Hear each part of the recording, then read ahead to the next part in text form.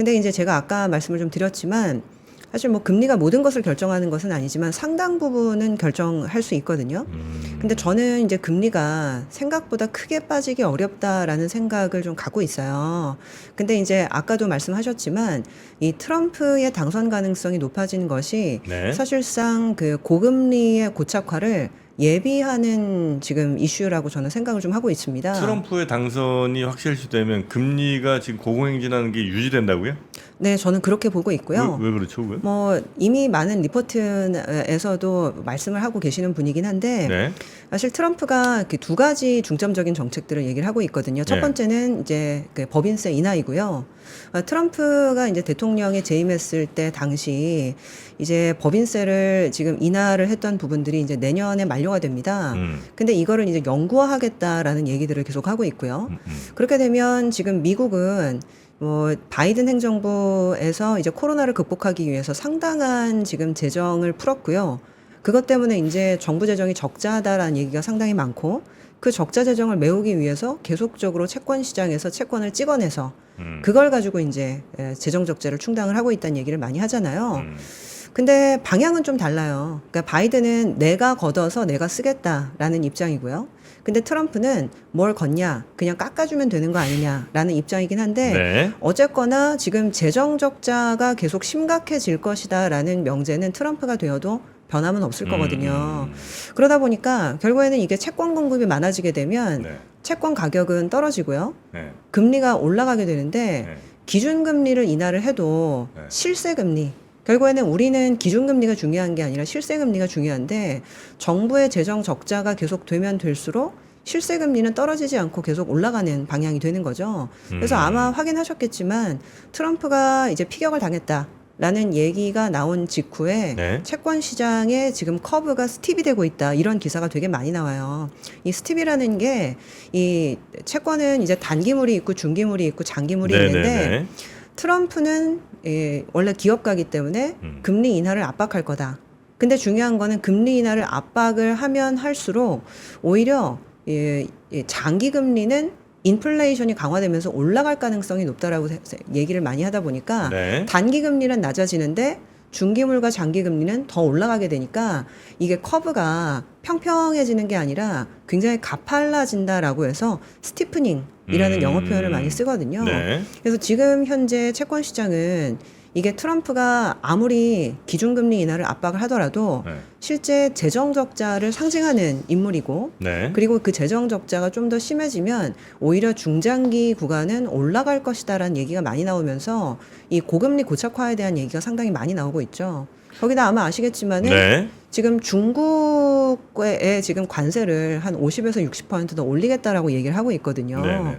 근데 이제 중국에서 만들던 수많은 메이드 인 차이나 물건이 안 들어오고 그거를 미국 생산품으로 대체를 하게 되면 물가는 더 오를 수밖에 없고 그러다 보니까 이제 인플레와 금리가 고공행진을 하는 그런 펀더멘탈이 네. 트럼프 당선되면 더 심해질 거다. 뭐 그런 얘기가 나오는 거죠. 근데 재정 적자는 기본적으로 이제 공화당이 싫어하는 쪽이잖아요. 네네. 예, 그래서 이제 트럼프가 이전에 뭐 코로나 때는 어쩔 수 없이 뭐 전 국민한테 막 뭐 $1,000, $2,000씩 뭐 뿌렸으니까 어쩔 수 없는 재정 적자가 발생했으나 그런 상황이 아닌 지금 상황에서도 트럼프가 공화당의 그 기본 가치를 무시하고 더 재정 적자를 강하게 갈 가능성은 없는 거 아니에요?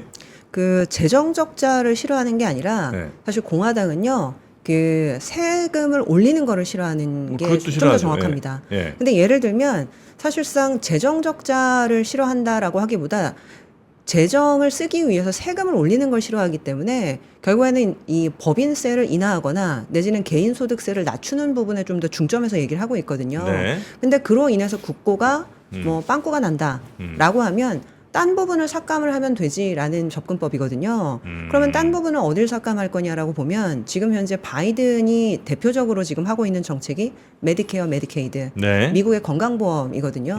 근데 트럼프가 제일 싫어하는 정책이 이겁니다. 지금 현재 인플레이션 때문에 가게가 지갑도 가뜩이나 얇은데 네. 메디케이드나 메디케어를 강제적으로 가입을 하게 하면서 건강보험료 내려고 소비자들의 지갑이 더 얇아진다.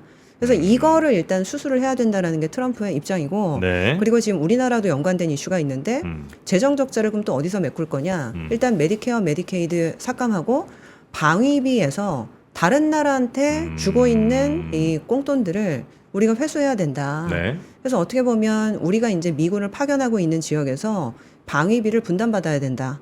그런 얘기를 좀 하고 있는 거고요. 네. 그래서 실질적으로는 트럼프가 된다라고 해서 재정 적자가 줄어드는 방향이라고 하기보다 네. 결과적으로는 법인세를 인하하고 그로 인해서 모자라는 재정들은 다른 데에서 삭감해서 충당하는 그런 방향이라고 봐야 되겠죠. 그러니까 쓸 돈을 줄인다는 거죠? 네, 그렇죠. 네. 그러니까 돈을 일단 많이 쓰는 것 자체를 좋아하지 않아요. 공화당은 네네네네. 작은 정부를 그렇겠죠. 추구한다 뭐 이런 얘기 많이 하잖아요. 네네. 네. 작은 정부를 추구하되 네. 법인세는 낮추고 내지는 쓸데없는 재정을 삭감하는 그런 방향이 될 가능성이 높습니다. 그리고 정부가 채권을 막 발행해 갖고 이것도 뭐 재정과 관련된 문제긴 하겠습니다. 적자폭을 늘리는 거는 안 좋아할 거 아니에요. 네네. 그래서 예전에 민주당이 막 그런 거 채권 발행하려고 할 때도 막 못하게 뭐 거부하고 뭐 이런 것도 좀 했었던 것 같은데 기억에. 네네네. 그러니까 공화당이 혹은 뭐 트럼프 대통령이 당선이 만약에 된다고 치고 공화당에서 그 채권을 더 많이 발행하는 거를 만약에 안 한다 치면 그럼 채권 발행이 줄어들면 금리가 어떻게 됩니까? 올라갑니까?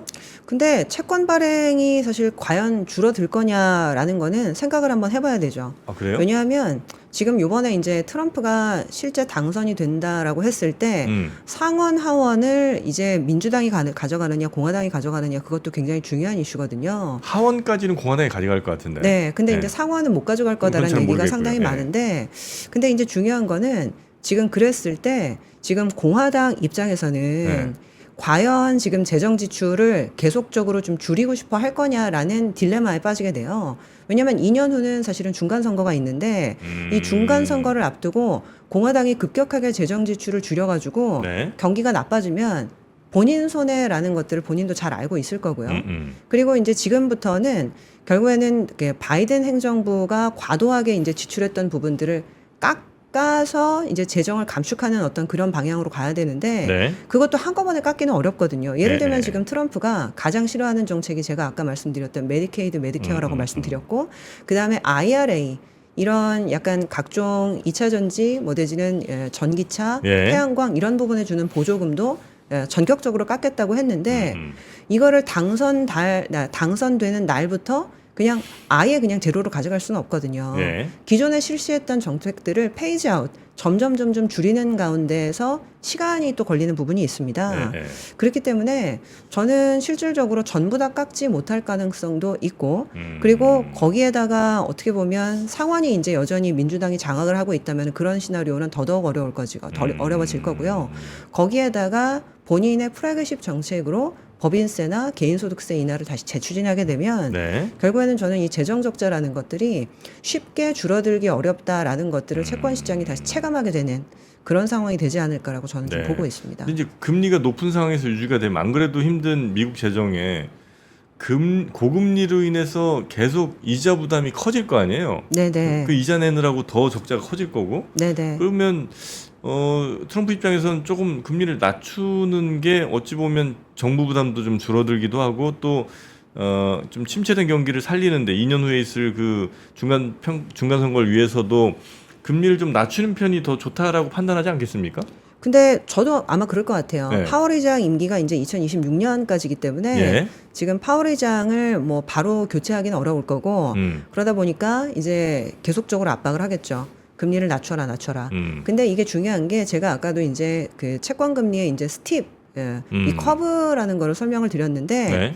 기본적으로 정책 당국자와 중앙은행이 컨트롤할 수 있는 거는 사실상 단기 구간밖에는 없어요. 그러니까 왜냐하면 지금 정책 금리와 연동이 되는 것들은 대부분 1년물, 2년물 굉장히 짧은 구간인데 네. 근데 중요한 거는 시장은 굉장히 똑똑하기 때문에 이런 식으로 인플레이션을 다 잡아놨는데 여기에다가 금리를 내리는 것들을 압박을 하게 되면 중장기적으로는 인플레이션이 더 심해지겠네? 라고 판단할 수 있거든요.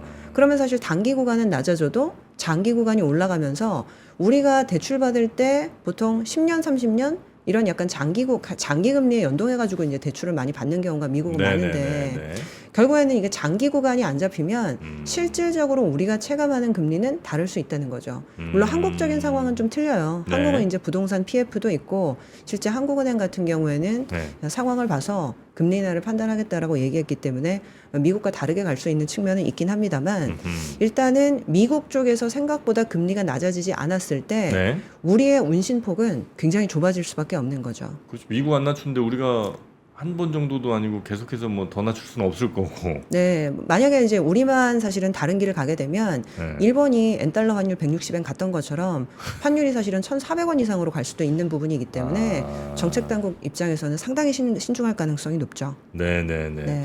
그럼 이제 우리 금리도 만약에 더 못 낮출 가능성이 더 커졌다고 친다면 우리 증시는 오른쪽 위를 보기가 어렵나요? 어떻게 됩니까? 사실 저는요, 그래서 오히려 좀 칼라에 집중을 하는 편이 훨씬 칼라? 낫다라고 보고 있는데요. 네. 그러니까 아까 말씀을 드렸던 성장주냐, 가치주냐, 뭐 이런 이분법적인 구분이 항상 맞는 건 아닌데요. 네. 일단 금리가 큰 폭으로 내려갈 거다라고 생각을 하고 투자 전략을 상정을 하면 좀 어려울 가능성이 높다는 거죠. 박근영, 이선영, 사경인, 염승환 투자 마스터들의 세심한 케어로 건강한 투자 습관을 만드세요.